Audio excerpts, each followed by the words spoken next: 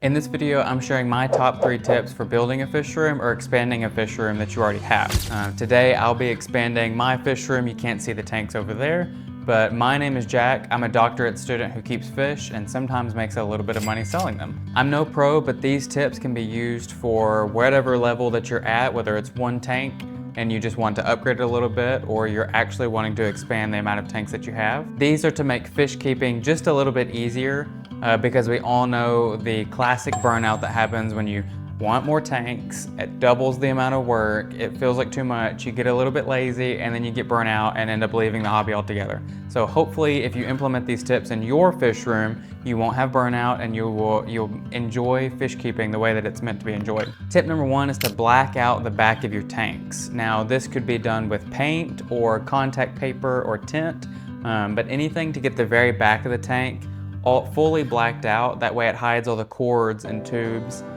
It's not necessary, but I think it makes the tank look so much better. So I won't be getting into every single kind of fish I have today, but comment the word tour if you want a tour of my fish room and my setup. Anyways, moving on to tip number 2 is gonna be putting your tank sideways. Now, you've probably seen this before. This may not be anything new. This actually allows you to have more tanks in a smaller area than if you were to put them sideways. So as you can see with my fish tank, it's got a lot more depth that I wouldn't be using if I didn't put my tanks on their side. So with mine, I could fit a lot more 10 gallons if I would put them on their side. The only issue is that they hang off a little bit in the back, which doesn't bother some people, but it does bother me. So as you can see right here, I'm building a little brace in the back just to kind of support those back corners so that the 10 gallons aren't hanging off.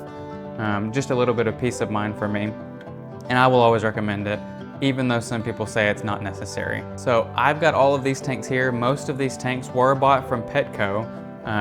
Whether you like Petco or not, they have wonderful deals on tanks. You can get a brand new tank for half off, and they have this for many months of the year. I'll go ahead and put up how often they have this deal, but it's definitely worth it to get your tanks from Petco half off.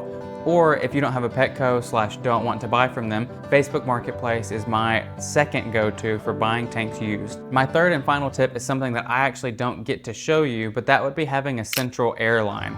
So if you don't know what a central air line is, it's essentially having a really powerful pump pumping air into a PVC pipe or some sort of tubing from which you can run the little airline tubing that you're used to seeing into each of your tanks. Now this is super beneficial, it's so easy, and it would actually make a lot of things easier, but some of them are a little bit loud and I actually just don't have the funds for that right now. So if you don't have the money for central air, let me show you what we do to make our lives a little bit easier without breaking the bank. So what I do is I get these gang valves from Amazon, and if I need to, I actually attach a couple pumps to it. But basically what I do is run the air into that and run all of my tubing through the stand and into each tank as I need it. So it's very similar to the central air idea. The only con is instead of one powerful pump that's running to everything and having the tubes just behind the tanks to go right in there, I'm having to snake mine through the stand into these gang valves, and sometimes when I'm running this many tanks on one gang valve, I actually have to split a couple different smaller air pumps into it. So this is not ideal and I would not recommend doing this, but if you happen to have a bunch of extra air pumps lying around, then this is for you. If you would like to purchase these gang valves, I've got an Amazon affiliate link down below. They're not expensive and they made my life easier, so hopefully they make yours too. So hopefully you like those tips. I guarantee you that if you use all 3 of those tips, your fish keeping life will be easier and you're gonna enjoy your fish room much more. So like and comment down below, and I'll see you in the next one.